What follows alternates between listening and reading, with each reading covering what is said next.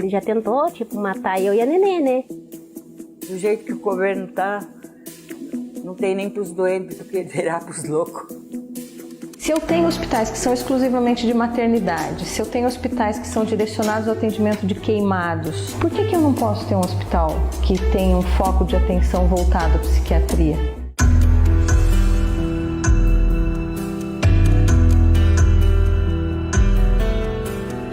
Para que falemos de doença, tem que haver um substrato orgânico estabelecido. Então, não todos os quadros que indicam distúrbio ou trastornos da personalidade são doenças. Poderiam ser, digamos, quadros perturbadores, quadros de vulnerabilidade, quadros de sofrimento, mas não propriamente doença, não? Mas, como por longo tempo los problemas mentales han estado en manos de los psiquiatras por séculos, digamos así. En el século XVI se crían los manicomios, entonces están en manos de médicos, y los médicos tienden a considerar cualquier perturbación de conducta, ¿no? O cualquier comportamiento anormal como doentio.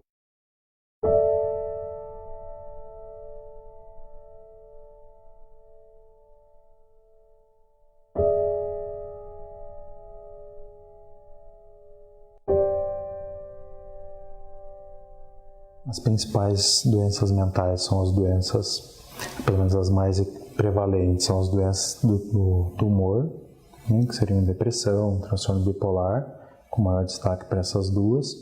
Doenças da família das psicoses, em especial a esquizofrenia, as dependências de substâncias e os transtornos de ansiedade. Quando a gente fala de pacientes que precisam de internação, são essas doenças que oferecem um risco para o paciente ou para terceiros, ou que envolvem estados assim, de desorganização muito profundo. Então, nesse caso, principalmente as psicoses e as doenças relacionadas às substâncias, às drogas.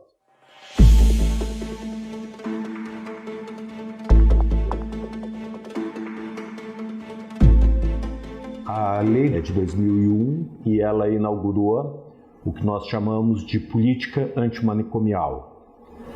O histórico dessa lei vem de cerca de 30 anos antes, na década de 70, quando na Itália começou uma política de atendimento à saúde mental em ambiente aberto, preferencialmente ambiente ambulatorial, com os pacientes residindo em suas casas ou em casas destinadas apenas à moradia. O objetivo era combater os grandes manicômios que existiam na Europa e, em especial, que já existia no Brasil. Trazida para cá no final da década de 70, houve um movimento que se instaurou, que recebeu esse nome, movimento antimanicomial, partindo de duas premissas essenciais, que a loucura não era incurável e que o padecente de transtorno não era perigoso. Na época que a gente viveu antes da reforma psiquiátrica, se colocavam nos hospitais psiquiátricos pessoas que, por exemplo, manifestavam contra a ditadura. Então, muitas famílias, ao invés de deixarem prender seus filhos, mandavam para um hospital psiquiátrico. E era muito rentável na época também, né? Então, essa tradição de isolar para tratar, ela ficou muito forte. Na década de 90, o movimento antimanicomial ganhou grande aporte. No ano 2001, então surge essa lei de política antimanicomial, que ela está focada no tratamento em regime aberto, em regime ambulatorial, através de uma rede. A RAPS é a Rede de Atenção Psicossocial. Ela foi criada pela Lei 3.088, em 2011, e ela vem organizar o serviço de saúde mental de uma forma mais efetiva. A rede de atenção psicossocial vem de uma maneira a atrelar um novo momento de tratamento para esse sujeito, né, que antes era estigmatizado, que era deixado numa região até, falando de território, que era fora da territorialidade do centro, dos grandes centros, né? Então era excluído realmente das cidades, porque não era visto como um ser humano, muitas vezes colocado enquanto um lixo, e enquanto lixo ele deveria ser limpado. Houve também uma tendência de achar, então antes era o hospital psiquiátrico quem cuidava da pessoa com transtorno mental. Agora é o CAPS. Então se saía do modelo hospitalocêntrico para o modelo capcêntrico. E aí começou a se entender, mas espera aí, também não é só isso. O cuidado em saúde mental é um cuidado que todos devem fazer. Questão de saúde mental é questão de saúde pública, tanto quanto outros agravos físicos. Né? Então, além de CAPS, quem tem que fazer cuidado em saúde mental é a atenção primária em saúde, né? Através da equipe de saúde da família, dos NASFs, né? Os núcleos de apoio de saúde da família, rede de urgência e emergência, né? Os pronto-socorros também têm que fazer atendimento em saúde mental, hospitais também, né? Centros de convivência. Então, a RAPS vem para ampliar esse cuidado e para compartilhar esse cuidado, né? E o CAPS faz essa ponte com todo mundo. Então, foi nesse sentido que a RAPS surge, para fazer esse cuidado continuado por todo mundo, para não ser um cuidado em saúde mental só quando a pessoa apresenta algum surto ou quando ela apresenta uma crise. Esse cuidado ele tem que ser feito em todo momento da vida daquela pessoa que apresenta transtorno mental severo e persistente. O matriciamento ele é uma ação que as equipes de atenção especializada fazem um trabalho conjunto com as equipes da atenção básica. Esse ano está sendo essa primeira experiência, né, de matriciamento com as equipes interdisciplinares, além dos médicos, e para o próximo ano a gente pretende ampliar isso, ampliar e aprofundar também, né, para tentar resolução de problemas que forem identificados.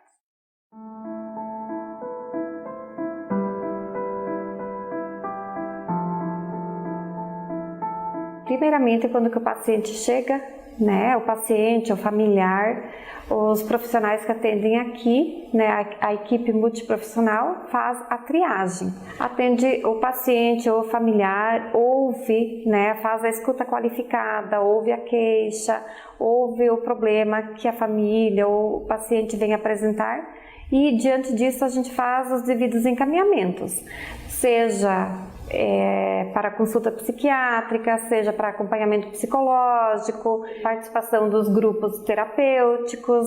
E quando a gente verifica que a situação apresentada não é caso de CAPS, a gente faz também os devidos encaminhamentos para a rede. Nós temos os pacientes que fazem só consulta com o psiquiatra, com o médico, e por N motivos ou razões eles não conseguem, ou não precisam, ou não querem fazer os outros trabalhos que a gente faz aqui. E temos aqueles que fazem tratamento tanto com o psiquiatra como com o médico e as oficinas. Aqui no Sim Paraná a gente faz o trabalho de desintoxicação com pacientes com dependência química. Então eles vêm encaminhados dos 18 municípios da Regional de Saúde aqui do Paraná e a gente faz esse primeiro contato com ele de triar, conhecer um pouquinho do histórico dele, acolher esse paciente para ele também se sentir parte dessa construção desse espaço. Desde nível psicológico, como terapia de grupo, terapia individual, como reinserção no mercado de trabalho, quanto para a visão da saúde mesmo, quando a gente fala de redução de danos, falamos sobre os efeitos das substâncias, o autocuidado, então variados assuntos aí pertinentes para a saúde dele e também de questões familiares, por exemplo, aí visando essa reinserção social do paciente.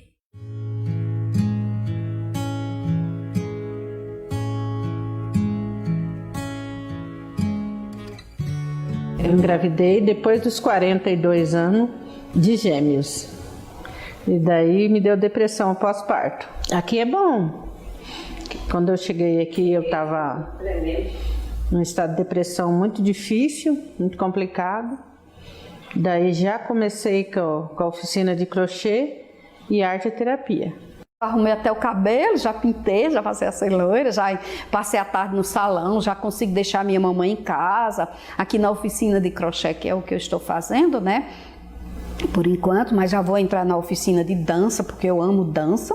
Sim, e ultimamente, a próxima que vai vir, a oficina também é de orquídea. Eu sou apaixonada por orquídea, então estou frequentando, já vim 2 sessões na de orquídea, né? Eu amo orquídea, sou apaixonada. Enquanto eles estão nesse trabalho terapêutico conosco, a gente está dialogando, confortando eles. Não é assim. Pensar por outro lado, que é uma coisa assim, tão... Assim, às vezes parece que é tão simples, mas ao mesmo tempo é tão mágica, porque o ser humano só precisa disso, né? De um pouquinho de atenção e amor. Propostas como o CAPS e essa mudança toda da reforma psiquiátrica e tal, faz diferença sim, né? Porém é algo que ainda é muito desvalorizado e desconsiderado, então precisa ser mais amplo, mais divulgado, mais trabalhado, investido mais nisso, né? E com maior envolvimento de quem está aí e que consegue proporcionar para que esses serviços funcionem, né? Porque tem toda uma burocracia por trás para fazer funcionar, né? Para colocar um CAPS. Nós temos 2 modelos de atenção básica no município. Então, nós temos unidades que funcionam como unidade básica de saúde e tem unidade que funciona como estratégia saúde da família. As 2 realizam atenção básica, né, atenção primária, mas em estruturas e uma organização do processo de trabalho diferente. Porque o CAPS 2, que trabalha com os pacientes com transtorno mental severo e persistentes, né, tem uma linha de ação. O CAPS AD, com o dependente químico, tem uma outra linha de ação. O ambulatório, que são mais consultas direcionadas a profissionais, né, como um centro especializado, tem uma outra linha de trabalho. Então a gente também precisa unificar, e um exemplo disso é o que a gente está fazendo agora também esse ano, que é trabalhar em cima de um modelo de estratificação de risco. Não chega a ser um problema, mas é um desafio que a gente tem, né? Como aproximar mais, né, esses 2 serviços, de modo que também mantenha o que cada um tem de ação específica.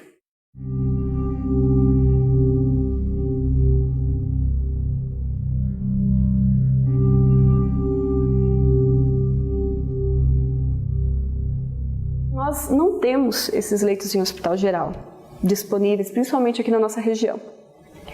Não ter implica em quê? Implica que a gente vai principalmente para a central de leitos, né? Então a gente solicita leitos pela Central de Regulação de Leitos do Estado e esses leitos são disputados, né, por N outros municípios que também não têm os leitos em hospital geral. Todo paciente que precisa de um período maior para estabilizar, que seja encaminhado para municípios longe, né? Londrina, Maringá, Curitiba, né? O mais próximo que às vezes a gente consegue é Umuarama, às vezes sai algum leito. O paciente psiquiátrico, ele surta, a família não tem mais como lidar com ele precisa do internamento para ele, de novo, estabilizar, para depois voltar para casa, continuar o tratamento com a família, né, e aqui no CAPS. Não se pode obrigar o Hospital Geral a dispor desses leitos.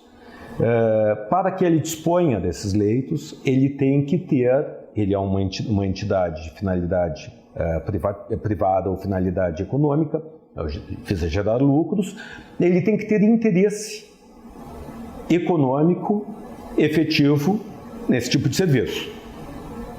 Ele não tem, e acho pouco provável que venha a ter, dado a necessidade de adequações que ele teria que fazer. Ninguém quer dar leitos. E não se pode obrigar, a priori. A falta de ter leito em hospital geral, tanto, né, vem de encontro a um direito, por lei, que vem da reforma psiquiátrica, de um ponto dessa rede que não existe, então é o nosso abismo entre a UPA, que às vezes fica dias na UPA, que não é local, nem função, nem estrutura para isso. Diante dessa circunstância, nós passamos a ter um problema que se cronificou: falta de retaguarda em hospital geral. Não temos quase mais hospitais especializados e não conseguimos resolver esse impasse. É uma luta, né? Uma luta dos profissionais, das famílias, da gestão, né? De pensar como pactuar com os hospitais gerais, né? Que é de direito, é de lei, né? Que tenha que tenham esses leitos.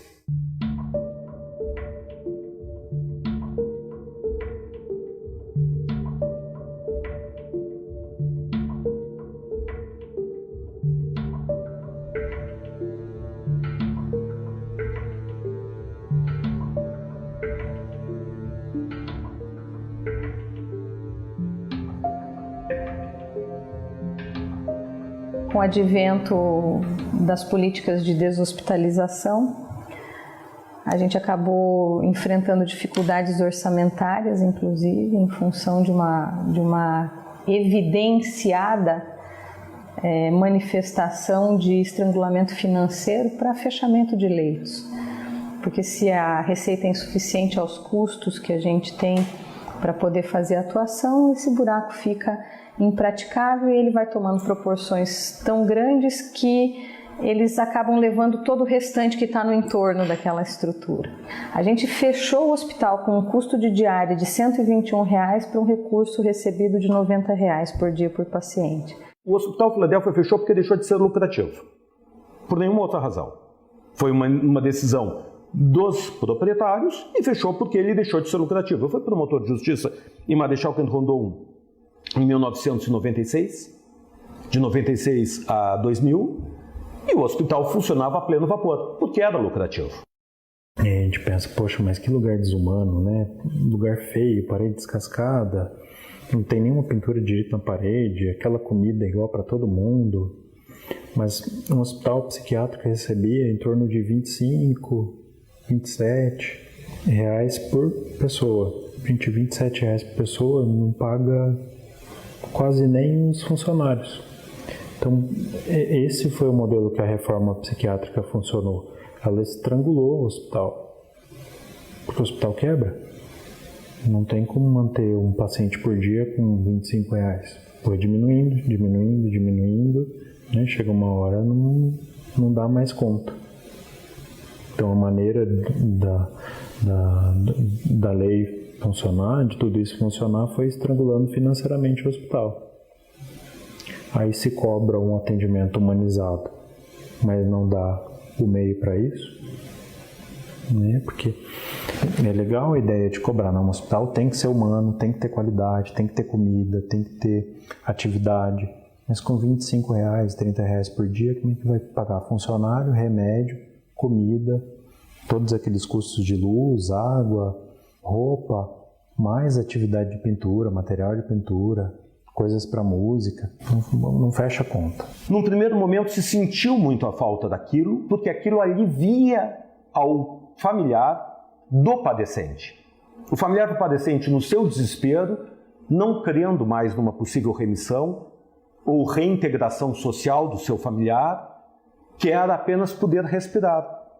E o hospital especializado dá esse tempo de respiração, que é o tempo que ele fica internado e algum tempo depois que ele sai. Mas logo em seguida ele reincide naquela mesma situação, se for de drogas, de álcool, e se for de surtos psicóticos.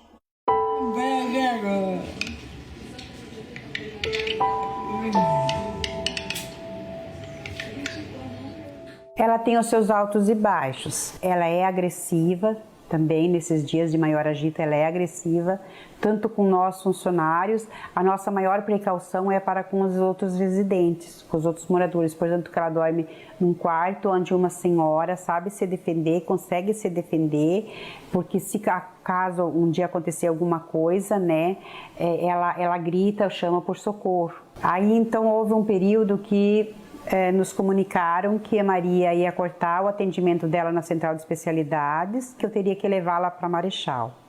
Eu falei que era impossível fazer isso, não que a gente não quisesse levar ela até Marechal, mas ela necessita de acompanhamento, porém, quando desloca ela da instituição, ela fica muito agressiva. Ela é bem rebelde, daí porque ela quer ir na direção que ela não entende a direção do trânsito. Então, é bem complicado, sempre tem que ir em 2 pessoas para acompanhá-la. Então fica muito difícil, imagina sair daqui só até na central de especialidade, hoje é no Siscopar. Imagina ir até Marechal Conde Rondon a distância, e você sabe que a gente chega lá, sempre tem fila de espera, não é você chegar e ser logo atendida. Então é humanamente impossível tirar ela de Toledo, principalmente, para fazer a consulta médica com o psiquiatra.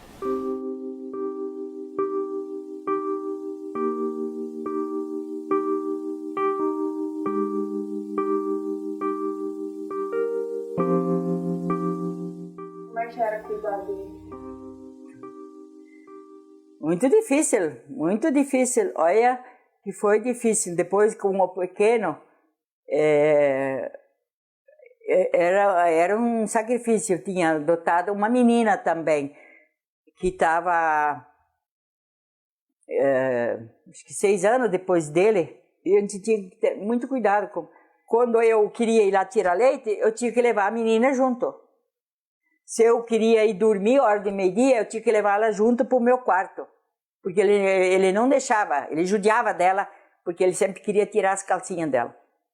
E queria lamber. Eu descobri que ele tinha problema, uma coisa, mas a gente não sabia o que podia ser. Depois, quando ele ficou mais velho, daí ele não obedecia direito, ele não respeitava, daí quando ele estava tomado. A gente também não sabia a hora que ele começou com a droga, se era droga ou não. Foi muito difícil para mim, foi muito. Ele foi internado em uma rama, não sei se ele tinha uns 21 anos, 22 anos, por aí. Mas aí lá no Filadélfia, como é que foi? Lá, então, a gente tinha certos dias que podia ir, depois de 14 dias que ele estava, ou 3 semanas, daí a gente ia lá ver ele e estava tudo bem daí. Nem os médicos no começo não sabiam que tinha essa doença. Ele tinha um problema, daí esse problema eles descobriram, eu sei lá como é que cada vez, distúrbio, eu até ganhei um livrinho assim, distúrbio bipolar.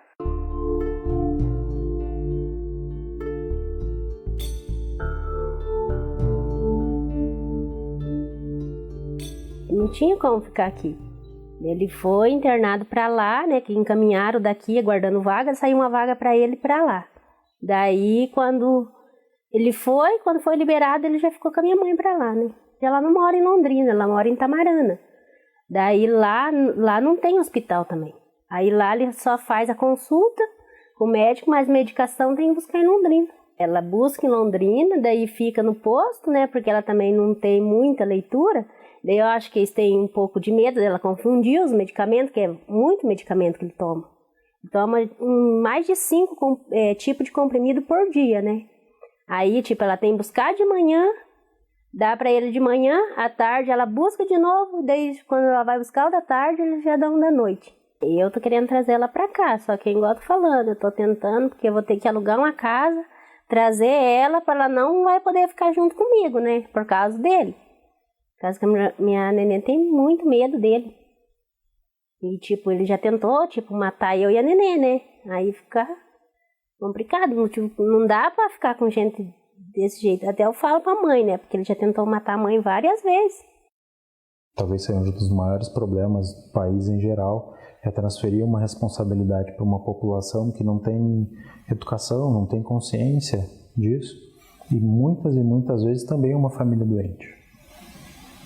Né, que precisa devolver um doente, a responsabilidade de um doente para um meio adoecido ou tão doente quanto, tende a aumentar muito mais a doença.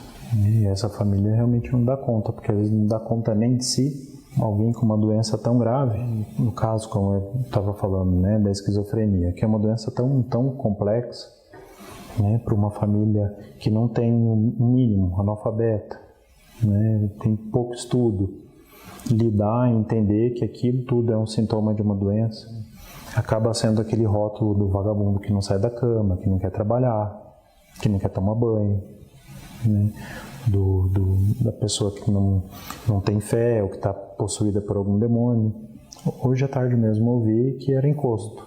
Gente, é um consultório particular de pessoas esclarecidas em 2017. A gente vive ainda uma sociedade que precisa rever e repensar a forma de conviver com a loucura, né? Que a loucura, tida enquanto diferente, durante um longo período de tempo foi isolada. Vamos isolar, vamos asilar, né? O que é diferente. Então, hoje, a gente ainda vive uma sociedade que tenta viver uma reforma psiquiátrica, né? Que não é só uma mudança na parte de leis, tem a ver nessa mudança na forma de ver essas pessoas, na forma de ver a pessoa que tem um transtorno mental, que tem uma dependência química, enquanto cidadão de direitos, enquanto cidadão de direito também cidadão de direito à saúde.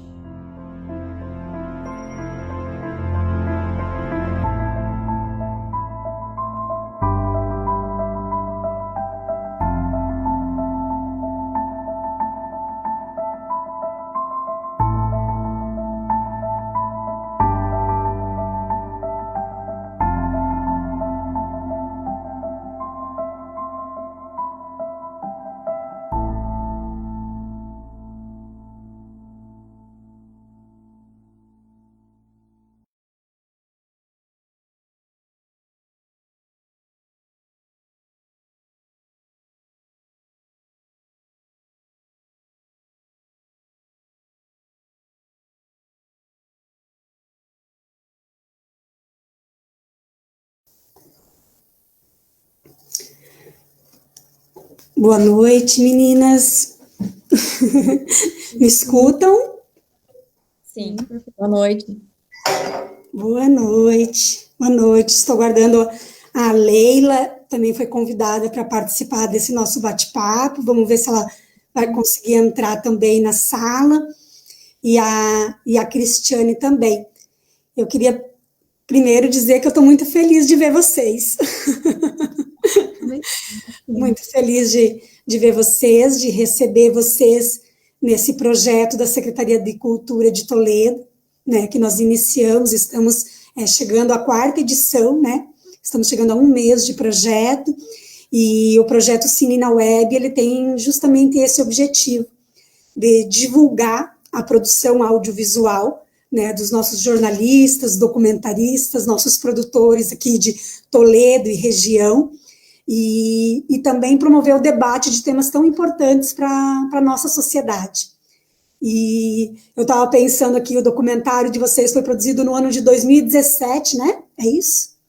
Isso mesmo. E eu fiquei pensando por diversas vezes o que mudou, né? O que mudou de 20 anos da reforma. 2017, né? É isso. Oi, Leila, seja bem-vinda. Olá, tudo bem?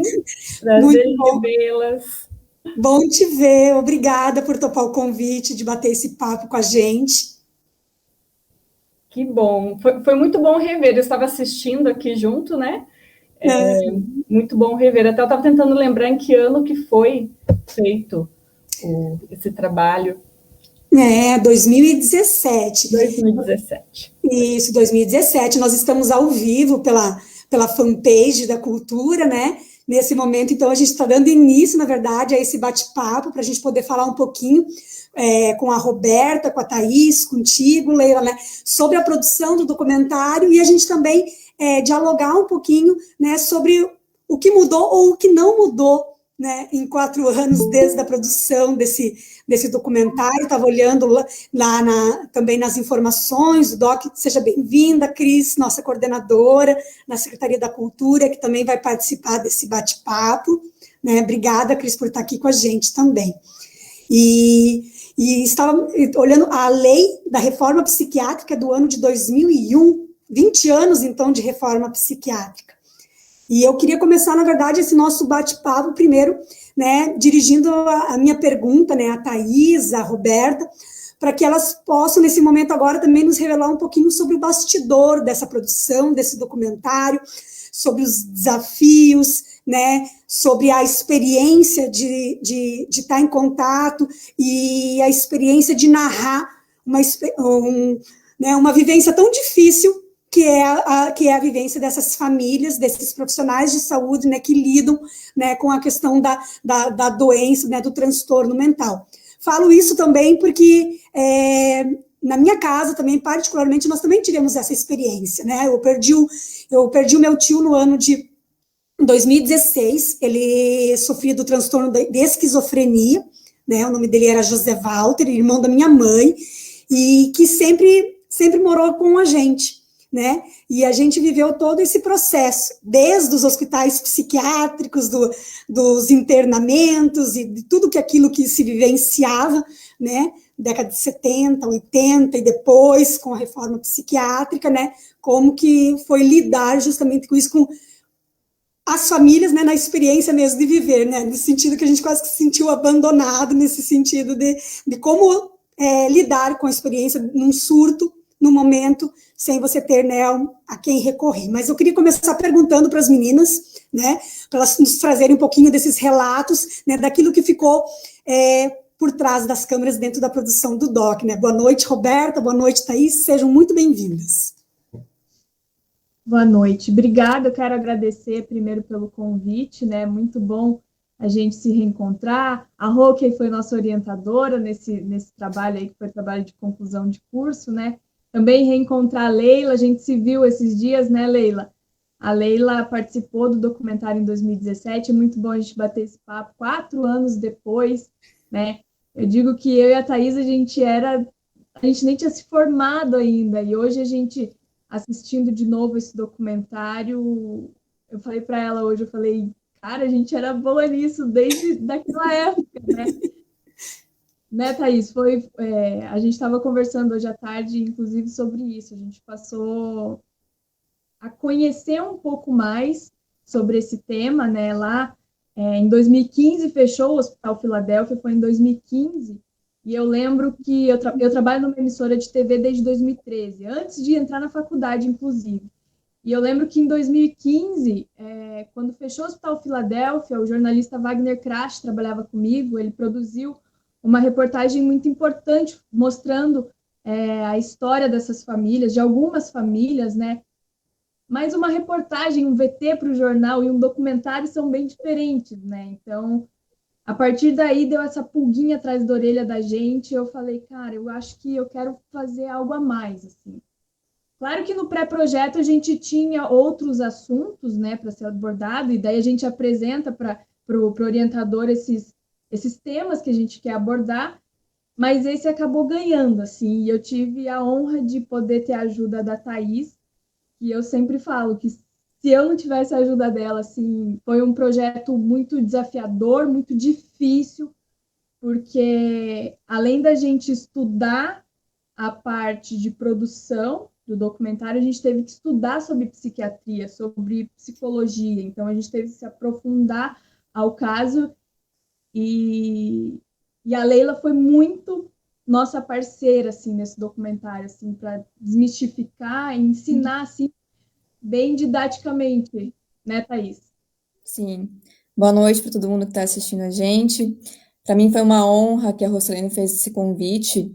Na época, quando a gente gravou esse documentário, foi tão gratificante poder mostrar, dar visibilidade, né, do trabalho desses profissionais, dos familiares e até mesmo dos doentes, a dificuldade que eles encontram para ter uma saúde, para ter um atendimento, assim, um atendimento bom, né, de qualidade. Então, para mim, foi uma alegria muito grande poder passar, porque eu acredito muito que as pessoas não faziam ideia desse trabalho que vocês desenvolvem. Então, dar visibilidade para esse trabalho foi muito, muito gratificante. Talvez ainda não saibam, né, o valor desse trabalho desses profissionais que no dia a dia são desafiados, né, e enfrentam as limitações. Acho que isso depois a Leila vai poder conversar um pouquinho com a gente. Pode falar, Roberta. Porque, não, eu só ia destacar que mesmo a gente, quando começou a produzir o projeto, antes de começar a colher as entrevistas, a gente estava com uma visão muito limitada do assunto. A gente pensava em fechou o Hospital Filadélfia. O que era o Hospital Filadélfia? Era um manicômio, né? Era isso. E o que tem num manicômio? Tem louco no manicômio. Então, essa é uma visão muito, muito, muito limitada. Quando a gente começou a colher as entrevistas, que a gente começou a conversar, que a gente começou a entender o funcionamento da rede, a entender que pessoas que possuem transtornos mentais hoje, principalmente agora, século XXI, que a gente sabe que não está muito fácil, são vários tipos de transtornos englobados. Então, a esquizofrenia, pessoas com depressão também são atendidas pela rede. Então, é um trabalho muito incrível que a gente teve a oportunidade. E aí, no documentário, então, agora falando um pouco de bastidores, né? O documentário, diferente do filme, né? Você tem um roteiro, o filme você tem um roteiro e você vai lá, depois, em cima desse roteiro, você grava. Agora, o documentário, não. Você vai... pode ficar meio... Mas você vai construindo conforme você vai construindo. Então, conforme você vai colhendo as entrevistas, você vai conhecendo mais pessoas, conhecendo mais histórias, aprendendo mais sobre o assunto. E aí, no final, você pega todo esse balaio, né? E fala, gente, e agora? Como é que a gente vai explicar tudo isso em 30 minutos? Porque o nosso tempo era limitado. E através das entrevistas, a gente conseguia outros contatos de fontes. E tinham que decupar todas as entrevistas, de horas de entrevistas, assim, para as pessoas terem uma ideia, né? As pessoas que apareceram, né, nas entrevistas do Doc, né? Todas essas entrevistas, as meninas, elas tinham que decupar, que a gente chama, né, linguagem técnica, escutar e transcrever a fala de todos os entrevistados. A partir da fala completa de todos os entrevistados, selecionar e montar essa estrutura, né, que desse sentido, né, a essa narrativa, né, assim, um trabalho gigante. Nós tivemos 16 entrevistados, numa média de 1h30, 2 horas de entrevista cada um. Então, a gente teve aí mais de 20 horas de entrevistas, de material bruto, para decupar e transformar em 30 minutos, de uma forma que a gente conseguisse explicar, né? Porque, assim, no documentário a gente não quer muito explicar as coisas para as pessoas, a gente quer mostrar realidades diferentes para que essas pessoas fiquem ali, para quem está assistindo, ficar com aquela pulguinha atrás da orelha e começar a se questionar sobre fatos. Tanto é que a gente trouxe vários lados das histórias. Nós trouxemos as famílias, né, que falam que o hospital é necessário, nós trouxemos a administradora do hospital falando que sim, que o hospital fazia um trabalho legal, por mais que era visto com preconceito, fazia um trabalho legal, que o governo não estrangulou, né, depois dessa política de deshospitalização. Nós mostramos o lado da rede, que é um trabalho fantástico, magnífico, que trabalha com dependentes de álcool e drogas, com pessoas com transtornos severos e persistentes. Então, a gente não escolhe um lado, a gente mostra todos eles bem profundamente para que vocês que estão assistindo consigam montar a sua própria opinião sobre esse assunto. Mas eu destaco que, assim, todas as entrevistas que a gente teve, por mais que tivessem vários pontos de vista diferentes, todos eles chegavam no mesmo núcleo, que é a falta de leitos em hospitais gerais. Porque é isso que a Lei Paulo Delgado, né, que criou a deshospitalização, abrir vagas em hospitais gerais, e foi isso que todo mundo fala a mesma língua, mas de um jeito diferente.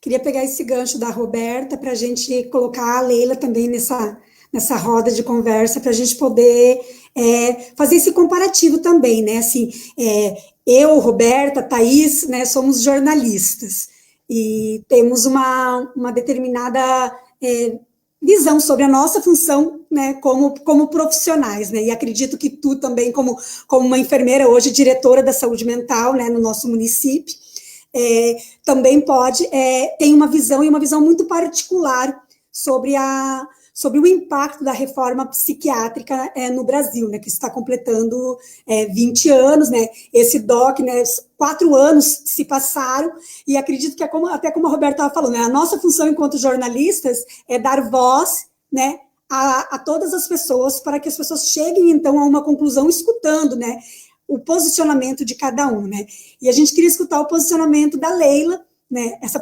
profissional servidora pública, né, do nosso município, que tem essa vivência, né, dentro da rede de atenção psicossocial, sobre o que tu acha, Leila, indo direto ao ponto, você acha que essa situação melhorou ou piorou daquilo que as meninas conseguiram exibir, né, há 4 anos atrás, e se teve algum tipo de avanço ainda, né, dessa realidade que a gente se mostrou uma realidade extremamente difícil? Olá, quero agradecer o convite, né, por estar aqui hoje, debatendo um tema que é o meu trabalho, mas também é um tema que eu escolhi viver ele, né, eu sou uma enfermeira, formação enfermeira e professora, e que eu sempre me apresento como uma enfermeira de saúde mental, né, então eu tenho a experiência, né, de 10 anos trabalhando em CAPS, como enfermeira de CAPS, todo o meu estudo, tudo que eu fui, enquanto especializações, mestrado, tudo eu fui direcionando também para dentro dessa área de trabalho, eu digo que é apaixonante, né? Enquanto enfermeira, a gente muitas vezes é visto como cuidado com o corpo, cuidado físico, curativo, a injeção, o banho no leito, mas dentro da dimensão do cuidado como um todo, né, da integralidade, esse cuidado com a saúde mental, uma vez que a gente se conecta mais com ele, né, em ver esse ser humano como um todo, eu digo que é apaixonante e me apaixonei. Então, na época, eu estava como enfermeira do CAPS-AD. Então, hoje, esse ano, eu aceitei o convite, estou na direção, né, do Departamento de Saúde Mental do município, que é um desafio muito grande, uma vez que eu trabalhei muitos anos nessa linha de frente, né, do cuidado, e agora estar aí dentro de um papel de gestão, mas que também abre muitas possibilidades, né, da gente buscar avançar em pontos que a gente sente que é necessário. Então, nós tivemos avanços e alguns pontos que vou chamar de retrocessos, né, dentro de uma visão que nos preocupa algumas formas como algumas coisas foram sendo colocadas ou recolocadas dentro da política nacional. E algumas coisas não mudaram. Então, enquanto avanço, eu posso dizer que a rede do município, ela cresceu, né? Então, nós temos também agora um CAPS-I, que é um CAPS infantil, que é um centro de atenção psicossocial que atende crianças e adolescentes. Então, antes, essas crianças eram todas atendidas dentro do ambulatório de saúde mental. Então, agora o município, né, tem o ambulatório de saúde mental, que a gente tem avançado para que ele tome um formato dentro do que está dentro da rede de atenção psicossocial, da RAPS, né, que é um ponto de atenção enquanto centro especializado mesmo, né, com recurso que pode ser destinado a ele. Então, nós temos o ambulatório, nós temos o CAPS-2, que atende transtornos mentais, nós temos o CAPS-AD do município, que atende pessoas com dependência química, e temos agora um CAPS infantil, que atende uma população que não recebia um atendimento com todo... recebia um atendimento, sim, com profissionais qualificados, mas dentro de um serviço que ele era pensado ali junto com os adultos. Então, agora existe um espaço que pensa todas as demandas que a criança tem, como lúdico, como as formas de trabalhar o sofrimento psíquico, né, e as patologias, os transtornos dentro da questão do mental, de uma forma que consegue acessar elas de uma melhor forma. Então, ter esse serviço dentro da rede municipal é um ganho e um avanço muito grande. Digo assim que Toledo é muito privilegiada, em relação à RAPS, né? A rede especializada enquanto CAPS, enquanto serviços especializados. Nós temos continuam muitos avanços em relação ao matriciamento, esse contato com a atenção básica, que a gente pretende avançar muito, né? A gente sabe que 2020 foi um ano de pandemia, que foi extremamente delicado. Hoje nós vivemos um reflexo também delicado da pandemia, porque muitos documentos restringiram o funcionamento, né, dos atendimentos em grupo, das oficinas terapêuticas, mesmo da quantidade de pacientes dentro dos serviços. Então, isso tudo, os serviços tiveram que se reorganizar. E, por vezes, a gente, né, sente que, por um lado, a gente vê a população vivendo os reflexos da pandemia, muitas vezes desestabilizando pacientes que já tinham um quadro, né, de sofrimento, e outras pessoas se encontrando e se descobrindo em um sofrimento psíquico. Então, um aumento de demanda, com também uma dificuldade de agora a gente ir retornando os atendimentos, com alguns pacientes desestabilizados, e a gente tentando voltar aí com máscara, álcool em gel, distanciamento, voltar à oficina, pode voltar, não pode voltar. Então, a gente tem esses desafios, né, mas com as unidades básicas de saúde, pensando na atenção primária, que também é um ponto da rede, então, se avançou no matriciamento, mas a gente teve ali perdas, porque toda a atenção básica teve que se reestruturar por causa da pandemia, para colocar os profissionais na linha de frente do Covid. Então, nós estamos esse ano um ano de muito desafio, porque a gente tem os serviços de saúde como um todo se reorganizando, ainda vivendo a pandemia, né, pensando num pós-pandemia, que a gente não sabe exatamente quando a gente vai poder dizer que é um pós-pandemia, e com os serviços de saúde mental, com aumento de demanda, com uma reorganização. Mas ainda assim eu vejo como um ponto positivo também de avanço. O que nós não avançamos é em leito de hospital geral. Ainda não temos pactuações com hospitais gerais. É um avanço, né, a gente tentar buscar. Nós temos uma discussão que tem sido buscada junto com a organização do hospital regional, para que seja previsto que tenha leitos de saúde mental dentro do hospital regional, por ser um hospital geral, né, para a gente tentar esse avanço. Então, estamos nessa discussão também. E eu acho que um retrocesso, eu sinto quando a gente olha, né, algumas mudanças na política nacional, que muitas vezes colocam novamente as pessoas, um maior incentivo financeiro, inclusive, para a hospitalização, né? Porque eu digo assim, quando o paciente está em surto e precisa ficar hospitalizado, é porque todo o resto da rede falhou. Desde a atenção básica, aos CAPs, o suporte comunitário, tudo que é possível dentro da RAPS falhou, porque o paciente precisou lá do extremo, né, que é a hospitalização. E nós, né, temos no Paraná uma frente muito forte de hospitais psiquiátricos, né?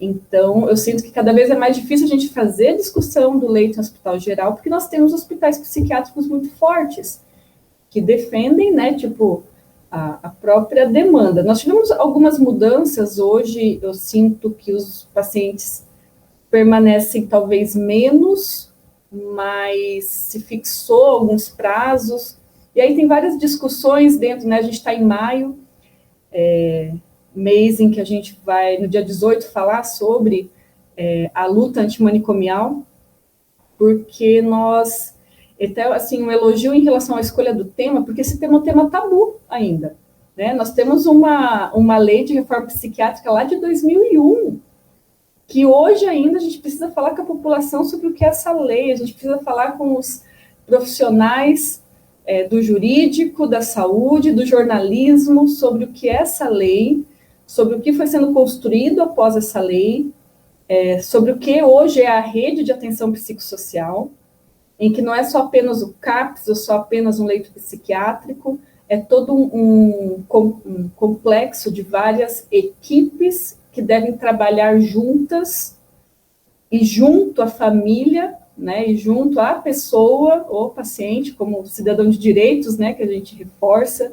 Ele tem direito à saúde, ele tem direito ao cuidado à saúde, com tudo que a lei prevê, e aí a gente fala de uma rede, né? Então, nós tivemos, sim, avanços, sinto que tivemos alguns retrocessos, e algumas coisas ainda são uma luta, ainda, né, em 2021. Uma luta, eu acho que um ponto bem importante que tu tocou, Leila, sobre a questão de se falar sobre a reforma psiquiátrica ou sobre as doenças mentais, né, nas suas, vamos dizer assim, traduzindo, né, nas suas mais diversas modalidades, né, tentando entender, né, qual é o escopo que ela compreende, mas como as pessoas não querem falar sobre isso, como o doente mental, e vamos falar de uma doença mental que acomete grande parte da população brasileira, que é a questão da depressão, né? Como ainda existe um estigma e um preconceito e um tabu de se refletir e se discutir sobre isso. E nesse sentido, o documentário da Roberta e da Thaís, ele traz um lado muito humano, né? De mostrar também essas dores, essas angústias, né, das famílias, né, sobre isso, porque a família também vive esse estigma, junto com a sua pessoa, né, seu familiar, ela vive esse estigma também, ela vive esse preconceito também, esse medo, essa rejeição, esse julgamento, né, e a sociedade, né, eu lembro lá atrás, quando a gente discutiu o início do documentário com as meninas, né, eu falei para as meninas que elas tinham que ler a História da Loucura do Foucault, e a gente tinha que discutir um pouquinho, né, por que essa coisa do encarcerar o louco, né, e quem eram as pessoas que iam para o manicômio, e qual era a função do manicômio, né, isso lá desde a Idade Média, a gente está trazendo, né, vamos falar então um pouquinho mais recente, vamos falar na década de 60, 70 no Brasil, né, quem eram as pessoas que eram levadas também para manicômios, não necessariamente, né, pessoas com doenças mentais, mas era um espaço também de encarceramento, e a reforma psiquiátrica, ela veio há 20 anos atrás para discutir um pouquinho qual é o papel do Estado e de que forma que o Estado tem que cuidar dos seus doentes, né, e qual é o papel da família e os desafios, e até eu estava olhando aqui, lendo alguns comentários aqui, né, dos internautas que estão interagindo, né, a Neuza Gripe colocou assim, muito triste ver como uma pessoa com transtornos mentais são tratados pela sociedade. A Maria Rosa, muito conscientizador, se referindo, né, ao documentário. A Graciela Alves também colocou aqui, mais pessoas precisariam assistir esse documentário. Na verdade, né, o que a gente ainda sente das pessoas que param para assistir um documentário como esse, ainda também é essa sensação, né, de que falta sensibilidade, falta conscientização, falta se falar sobre isso. As pessoas precisam falar sobre a necessidade do Estado, né, e o Estado ele se reorganizou. Hoje nós avançamos muito, né, nessa rede de proteção, que eu acredito que, né, é uma rede de proteção, né, de proteção, de cuidado, de auxílio, e é um trabalho extremamente louvável. Eu queria chamar a Cris para essa conversa, para a Cris, né, também abrir o microfone e participar do nosso bate-papo aí com a pergunta para as meninas, para não ficar monopolizando, porque como eu fui orientadora delas, Leila, daí eu conheço de trás para frente o que essas meninas sofreram para produzir esse documentário, que foi extremamente desafiador. Cris, é contigo. Oi, boa noite, vocês estão me ouvindo bem? Tá ok, então. Então, boa noite, Thaís, boa noite. Ai, perdão, esqueci o nome. Leila. Enfim, boa noite a todas vocês que estão aí, pessoal que está na internet também vendo a gente. Eu acho muito interessante a gente falar sobre doença mental, até porque realmente ainda é um tabu, a gente percebe assim que a sociedade, de modo geral, não de modo geral, mas grande parte dela, trata ainda com um certo medo, né, um receio assim de você Um exemplo bem claro é quando a gente anda na rua, que vê moradores de rua, por exemplo, falando sozinho, né? A gente sabe que é um transtorno mental, alguma coisa, mas a gente prefere fazer de conta que não está acontecendo, que é uma coisa do nada que está ali, né? Enfim, a gente não presta atenção. E um dado importante, até que esses dias eu estava lendo sobre a questão da doença mental no Brasil, né? Foi até uma pesquisa do Instituto Vitari, ali de São Paulo, que se tornou um dado oficial para a OMS, da Organização Mundial da Saúde. O Brasil é o primeiro país no ranking mundial com altos índices de psicopatologias, de transtornos mentais, né? 86% da população brasileira possui ou ansiedade ou depressão, né, diagnosticada com esses problemas, né? E aí eu me pergunto, né, muito seriamente, em vista dessa lei que está aí em voga no Brasil, em que medida a gente tem, caindo novamente na malha das políticas públicas, né, em que medida a gente tem cuidados efetivos ali com a saúde mental da nossa população, né? Então, realmente, o trecho ali do documentário mostra uma senhora que foi mãe de gêmeos, né, e teve depressão pós-parto. Eu acredito que muitas vezes em conversas comunais, assim, a gente vê no diálogo da pessoa, mas é mãe, ainda vai ter depressão mesmo sendo mãe, né? Sim, vai ter depressão sendo mãe, por que não? Né? A gente não está vivendo as vidas das outras pessoas, né? Essa questão de se colocar no lugar do outro também eu percebo que é muito falho na nossa sociedade, né? A gente não tem, são poucos ainda que têm essa capacidade de não se colocar, mas pelo menos imaginar como que seria a vida do outro, né? Se colocar no lugar do outro, acredito que isso é muito difícil, né? Uma apropriação que acho que não rola, né? Então eu já quero jogar uma pergunta ali para as nossas autoras do documentário, né? Primeiro, assim, qual que foi o primeiro impacto que vocês tiveram quando resolveram ir até essas pessoas, conhecer a história de vida delas? Vocês também passaram por alguma sensação de medo, de algum receio, né? E talvez a outra pergunta que eu tenho, talvez a Leila me ajude a essa questão. Aqui em Toledo, quantas pessoas nós temos sendo atendidas no CAPS, seja nível de adulto e também no CAPSI das crianças, né? E como que é essa realidade deles interagindo com a questão da arte-terapia? Eu vou começar respondendo então, aí a Thaís complementa. Medo eu acho que não, assim, porque a gente é muito aberta, sempre foi muito aberta para esse tipo de tema, qualquer tipo de tema. Eu estou acostumada com jornalismo factual, então eu estou acostumada com coisas, assim, assustadoras, mas é esse o preconceito, assim. A gente sabe que quando a gente é criança, a gente tem medo de bêbado, né, e a gente não sabe o que está acontecendo, por que aquela pessoa está daquele jeito. Então, quando a gente cresce, começa a conhecer um pouco mais sobre as coisas, a gente começa a perceber que não é bem assim. Eu quero destacar também que o documentário, assim como a construção do documentário, a gente também se deparou com o nosso preconceito, né?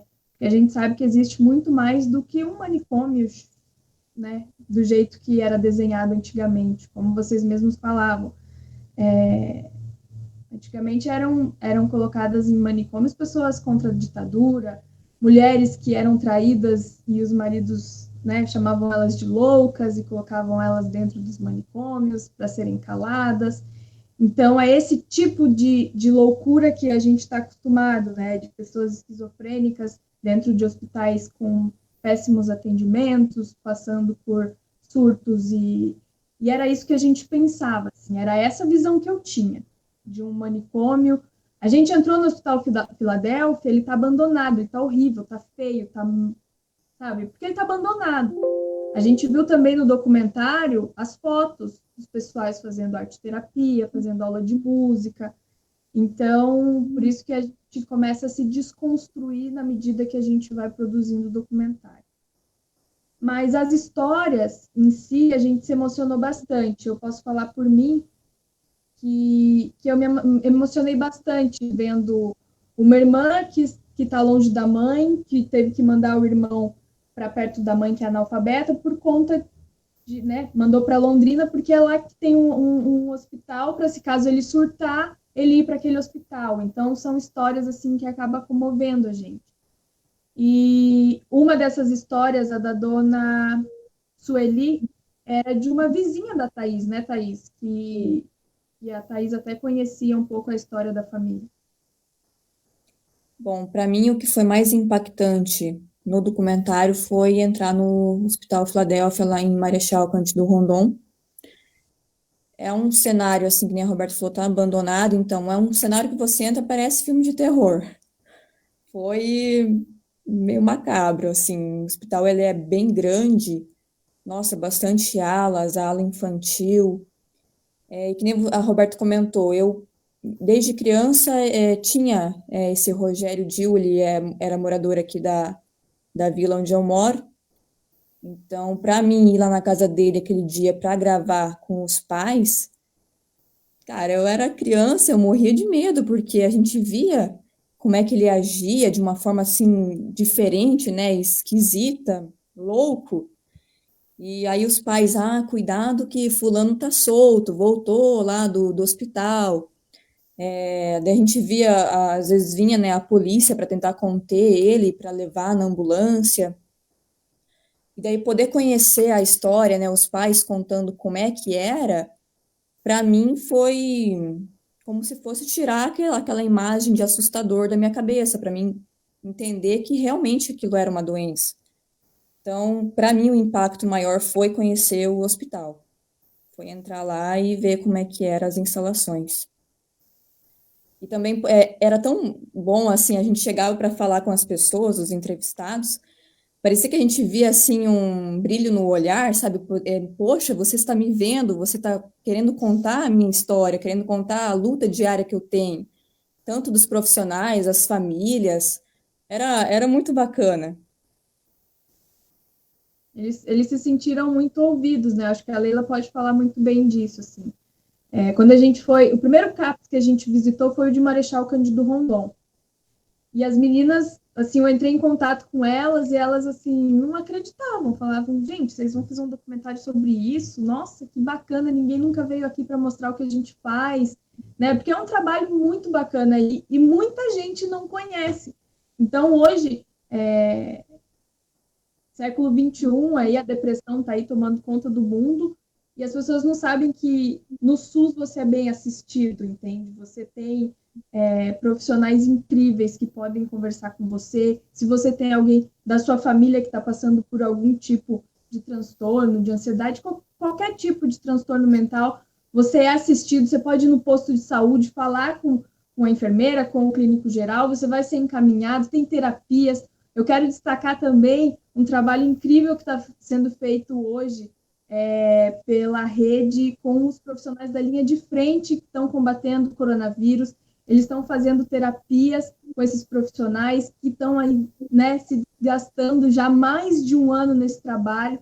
Então, eu acho que é isso, é você olhar mesmo, começar lá de baixo e lá do postinho de saúde, como a Leila falou, do matriciamento, para que a falta de leitos em hospitais gerais, né, para que essas pessoas não precisem chegar a precisar de um leito, né, para que esse trabalho seja feito um pouco antes. E muita gente não sabe que esse trabalho é feito, principalmente aqui na cidade de Toledo, com maestria, inclusive.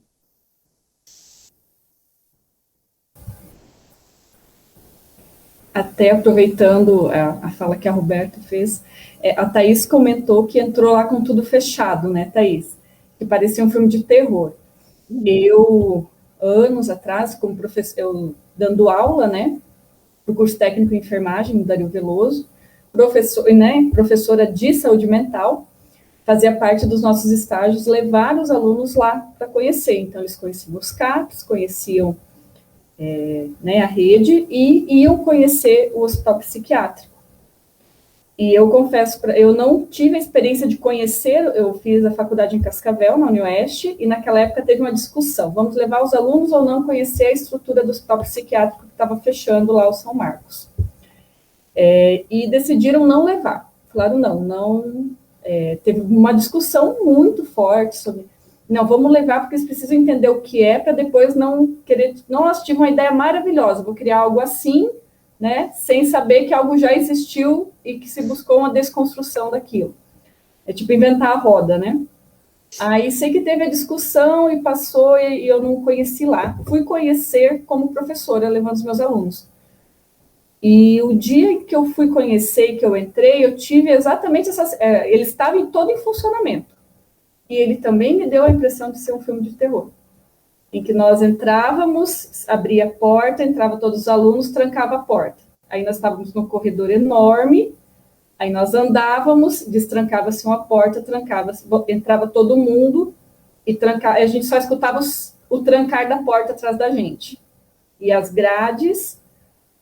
e se afastem, né? Então, assim, todos os cuidados, né, pensando que os pacientes que estavam lá eram pacientes graves, em surto, alguns estabilizados, alguns não, mas toda a estrutura, toda a forma e a dimensão, né, realmente também em funcionamento, para mim, né, a minha visão pessoal, comparado às outras instituições que eu conheço de cuidado em saúde mental, a estrutura do que eu conheci enquanto hospitais psiquiátricos, né, eu também achei assustador. E aí eu imagino uma pessoa, um paciente, né, que está no estado depressivo, que está sendo levado e encarando esse espaço como um espaço de cuidado, como um espaço para onde eu devo melhorar a minha saúde mental.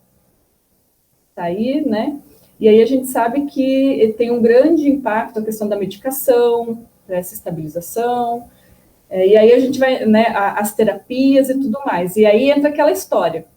Então, se é possível, com acompanhamento medicamentoso, com as terapias e tudo, ajudá-lo a estabilizar, por que não fazer isso mais próximo da sua rede familiar, mais próximo da sua rede de cuidado, né? Pensando em uma rede de cuidado em que nós tenhamos a atenção básica funcionando, que é quem vai lá na casa, sabe como funciona a casa, se tem cachorro, se tem periquito, se ele tem um gatinho de estimação, se não tem, se tem a mãe idosa, ou pai, ou quantos irmãos, mais próximos para as visitas, mais próximos para a presença, mais próximo para que o psicólogo, o enfermeiro, o psiquiatra que acompanha ele no território dele possa visitá-lo no momento em que ele está desestabilizado, né? Então, é aí que vão surgindo essas discussões.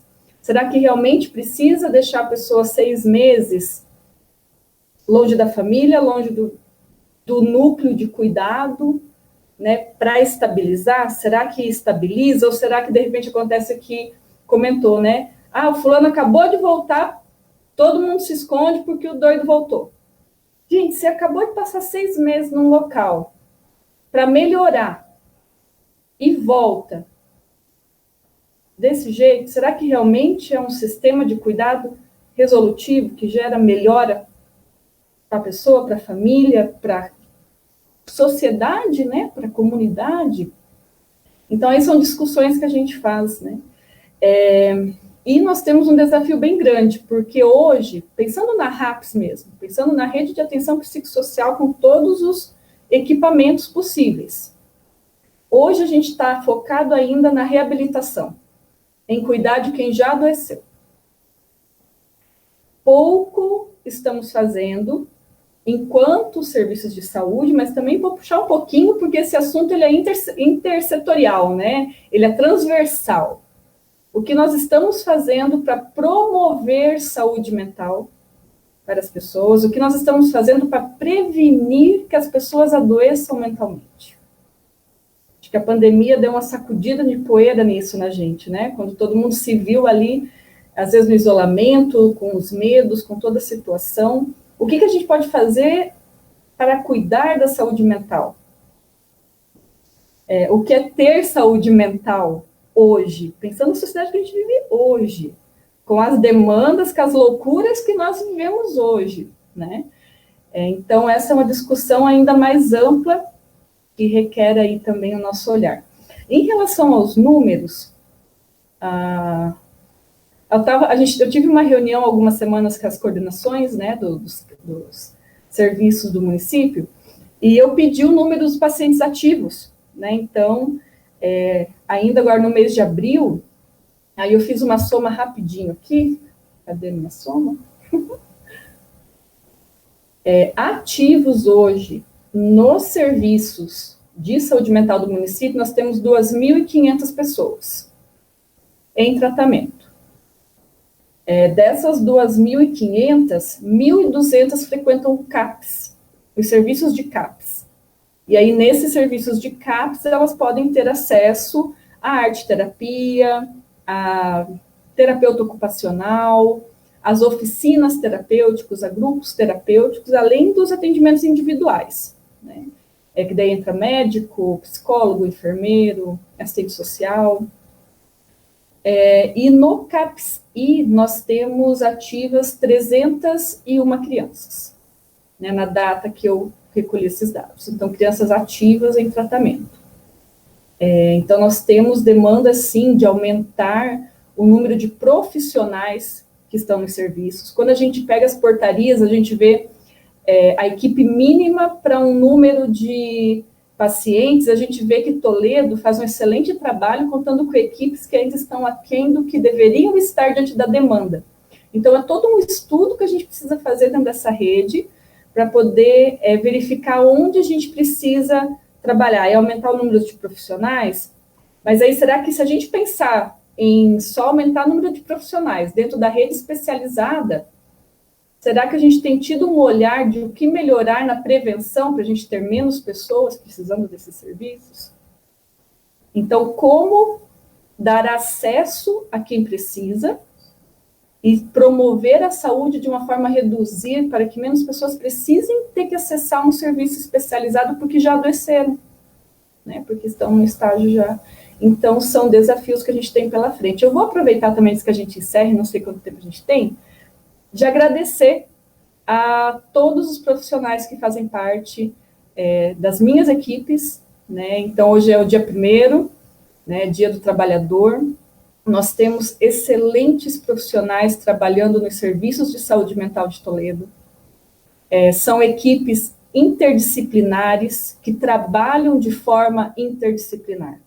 Então, nós temos médicos que conversam com os enfermeiros, que conversam com os psicólogos, que conversam com os assistentes sociais.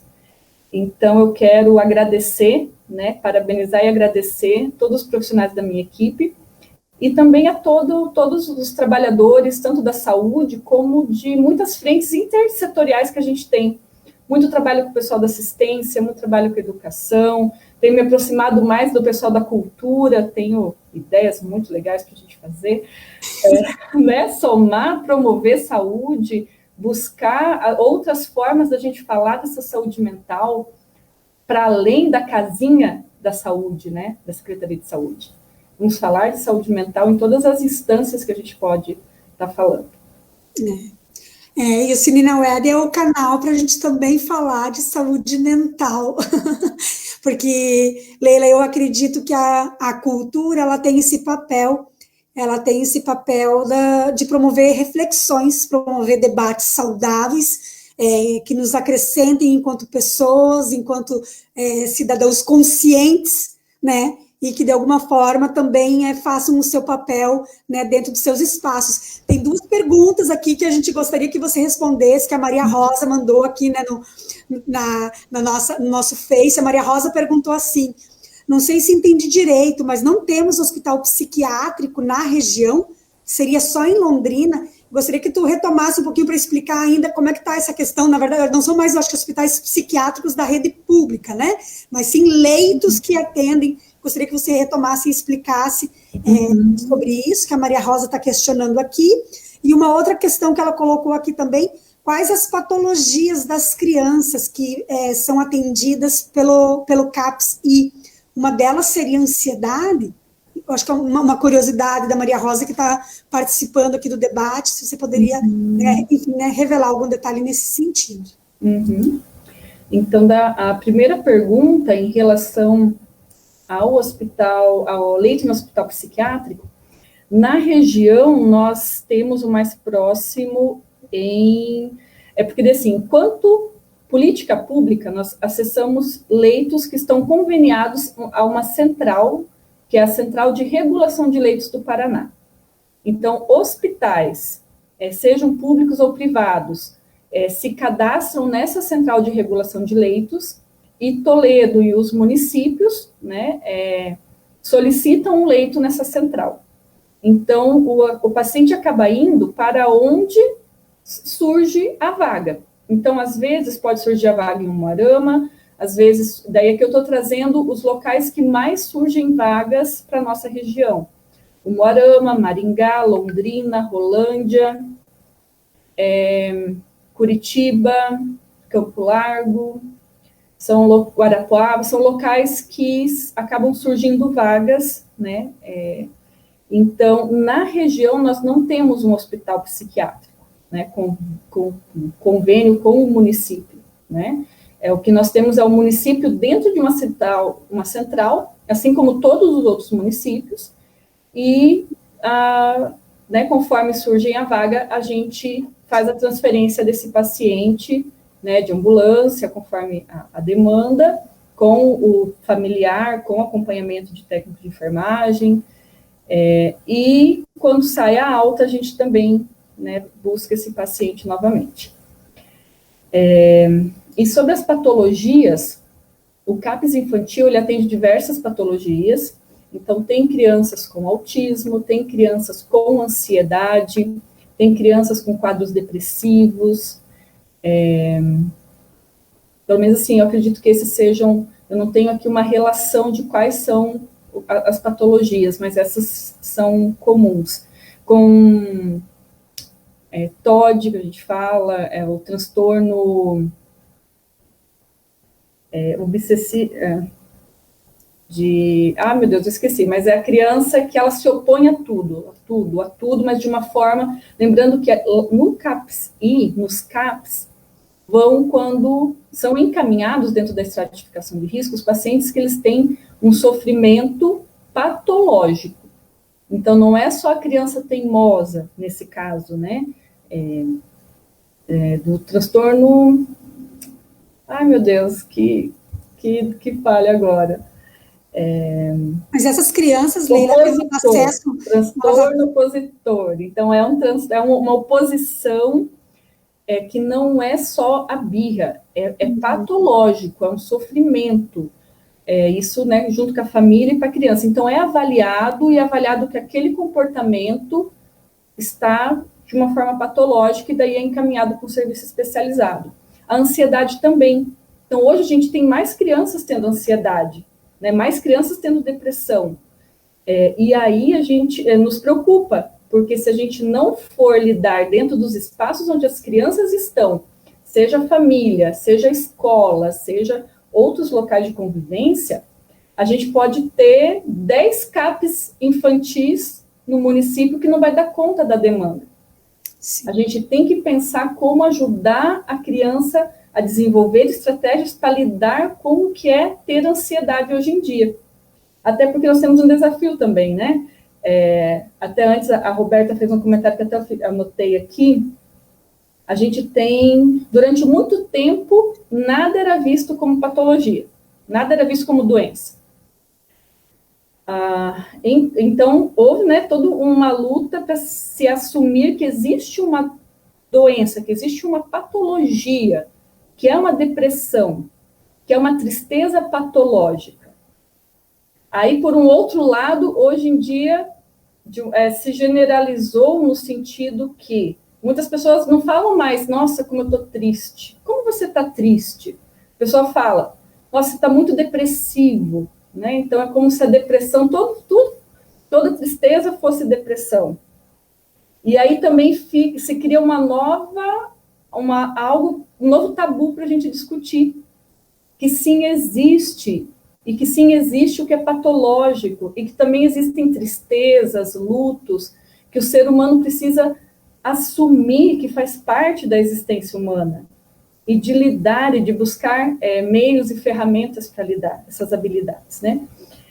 E aí, por um lado, que eu acho que foi muito legal, que os pacientes com certeza se sentiram muito importantes com o documentário de vocês, as famílias, os pacientes, os profissionais. Porque sim, tem essa luta de se reconhecer que essa doença existe. E a outra luta é mostrar que existe um ser humano por trás dessa doença.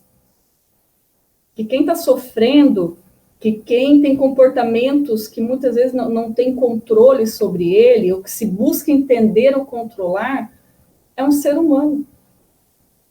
É uma gente, né? É alguém que cresceu, que já foi criança, que já tentou, que deu certo, que deu errado, que tem ou não, desenvolveu ou não habilidades com determinadas situações, que necessita de um medicamento para controlar determinado comportamento, determinado pensamento. Então, muitas vezes as pessoas passam a se sentir realmente vistas. Olha, eu existo. Olha, o nosso trabalho existe, né? Isso que eu faço é importante. Então, acredito que eu tenha respondido a Maria Rosa, né, em relação aos leitos e às patologias. Acabei não tenho, assim, decoro aqui os dados, mas fico à disposição também no Departamento de Saúde Mental, né, ligando na Secretaria de Saúde, tem como entrar em contato comigo para, né, às vezes, poder dar mais alguma informação dentro do que é possível do sigilo profissional também. Uhum. Só para a gente fechar essa pergunta da Maria Rosa, se você poderia explicar para a gente, de repente alguém pode ficar com a dúvida também, né? Qual que é a porta de entrada para o serviço de saúde mental no município? Isso acontece via unidade básica de saúde, que daí é encaminhado, né, para uma especialidade em específico, né? Ou as pessoas procuram direto o CAPS-AD. É importante, né, a gente também poder esclarecer esse sentido de serviço, né, a população que vai ver esse vídeo e de repente vai ficar com essa questão em aberto. Então, assim, dentro da RAPS, olhando as questões de saúde mental, né, os transtornos mentais enquanto condições crônicas, no Paraná, nós trabalhamos com a estratificação de risco, que é um instrumento, né, que ele trabalha dentro de qual é o grau de comprometimento que aquela pessoa está apresentando, para identificar se é um caso que pode ser acompanhado na atenção básica ou se precisa ser encaminhado para algum serviço especializado. Então, a porta de entrada é a atenção básica, né? É o principal ponto para a pessoa procurar o serviço, porque pertence ali ao território ao qual ela já faz parte. Então, a gente orienta, no primeiro momento, a procurar a atenção básica, um profissional vai poder estar avaliando a situação, vendo se é possível, né, acompanhar mesmo na atenção básica, ou se realmente precisa ser encaminhado para o serviço especializado. Quando a gente fala de CAPS, e a gente vai olhar dentro da política nacional, a gente vê que que a gente fala que eles são serviços porta aberta. O serviço porta aberta, ele quer falar sobre acolhimento. Então, são serviços que, se alguém tiver dúvida e quiser procurar direto no serviço, ele vai receber orientação lá, ele vai ser acolhido, vai ser verificado, né, qual que é a situação, vai ser orientado, né, em relação a procurar a atenção básica, para fazer a estratificação, para ver se o acompanhamento é no CAPS ou é na atenção básica, qual que é o serviço. Então, assim, e principalmente o CAPS-AD, quando a gente fala de pessoa com dependência química, a gente tem uma característica um pouquinho ainda mais específica. No CAPS-AD, a pessoa, eles atendem a esse acolhimento, a esse porta aberta, inclusive possibilitando que a pessoa agende a triagem, agende o primeiro atendimento, que é uma consulta, né, com um dos profissionais de nível superior para conhecer a situação, verificar se é ali, se não já numa primeira procura. Então, quando a questão é de dependência química, pode haver também uma procura direto no CAPS-AD. O CAPS-AD vai estar também avisando a atenção básica que tem um paciente daquele território ali. Mas a gente sempre orienta que a porta de entrada da RAPS é a atenção básica, né? Porque o paciente, uma vez estabilizando, estando melhor, ele pode ser reencaminhado, né, para depois dar continuidade do seu acompanhamento na atenção básica. Então, a porta de entrada é a atenção básica, mas os CAPs, né, os serviços especializados, eles orientam, eles acolhem e orientam também esse fluxo.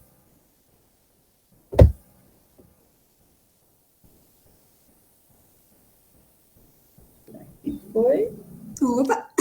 Obrigada, Leila. Estava com o microfone fechado aqui. Obrigada pelo esclarecimento. Isso é super importante, porque é uma informação de serviço, né? A população, de esclarecimento, para que as pessoas conheçam como funciona esse serviço e conheçam como acessar esse serviço, né?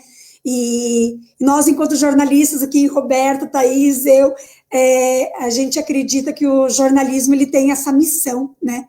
Essa missão de dar vozes, de prestar serviço à sociedade, de cumprir o papel social da reflexão. E hoje nós aqui na Secretaria da Cultura, né, Cris, o Cine na Web, ele tem justamente esse propósito. Nas últimas edições, né, nós iniciamos o Cine na Web, né, completando um mês hoje, né, iniciamos o Cine na Web exibindo o documentário da Amanda e do Daniel, que tratou sobre a questão do sistema penitenciário, comparativo sobre a ressocialização no sistema penitenciário, né, na PEC, na PIC, na PAC, nesse novo modelo. Discutimos a questão do preconceito e do estigma sobre a questão da descoberta da homossexualidade com o documentário da Camila Freitag e da Francine Trento. Discutimos a questão do suicídio do jovem Guarani no último sábado, num documentário da Camila Andrade, da Cindy Spous, discutindo a questão dessa tragédia que também ainda afeta diversas aldeias, né, no Paraná, de crianças que cometem suicídio por não terem perspectiva, né, diante do preconceito, diante do tabu, diante da violência e do conflito pela demarcação das terras indígenas. E o doc hoje, da Roberta e da Thaís, nos faz refletir sobre um tema extremamente importante e ainda muito necessário, né, para ser levado. Eu vi alguns comentários, nossa, que bacana, né, conhecer, entender como funciona, né, esse serviço, conhecer a realidade dessas famílias. E o doc das meninas, eu falo as meninas porque eu tenho um carinho muito especial por elas, porque foram minhas alunas, também fui prof, então a gente guarda um carinho muito especial, por isso que eu falo meninas. Tem um papel extremamente importante. E esse é um papel que agora a Secretaria de Cultura quer fazer, de reverberar, de que isso chegue a mais pessoas, chegue em mais lares e de alguma forma auxilie, né, as pessoas a romperem com seus preconceitos, né, romper com o tabu de se falar sobre isso. Nós estamos encerrando o nosso tempo, né? Nós fazemos sempre um bate-papo de mais ou menos 1 hora pós-doc, quase 9h30. Eu queria agradecer, né, a disposição da Leila de estar conosco nesse momento, nesse sábado à noite, esse é um momento de descanso, que não está fácil para os profissionais da saúde, né?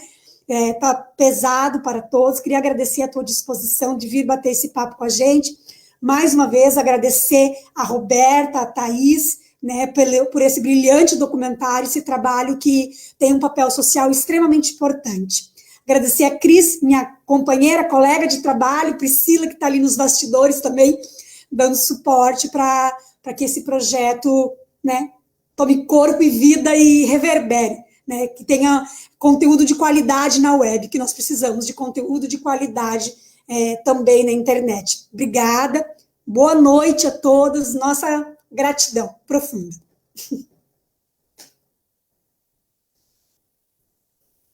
Obrigada, Rô, pelo convite. A gente que agradece. Quero também publicamente agradecer todo mundo que fez parte desse documentário. São profissionais incríveis, já falei, vou repetir, fazem um trabalho incrível.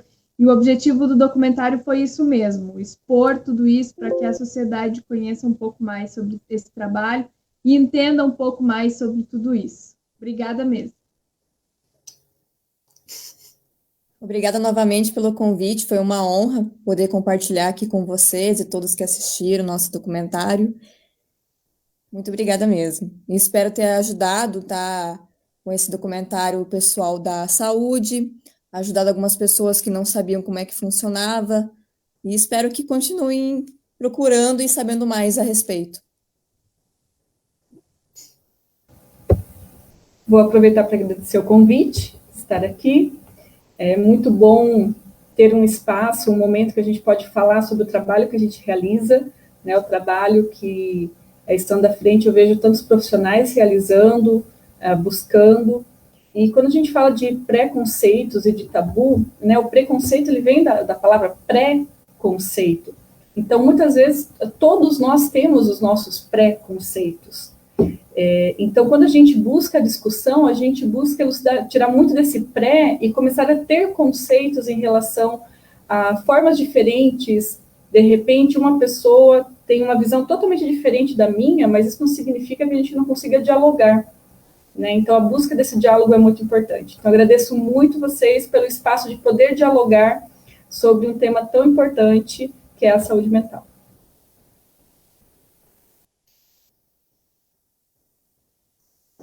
Isso aí. Boa noite a todos, então, e curtam, compartilhem e reverberem esse documentário brilhante. Boa noite. Boa noite.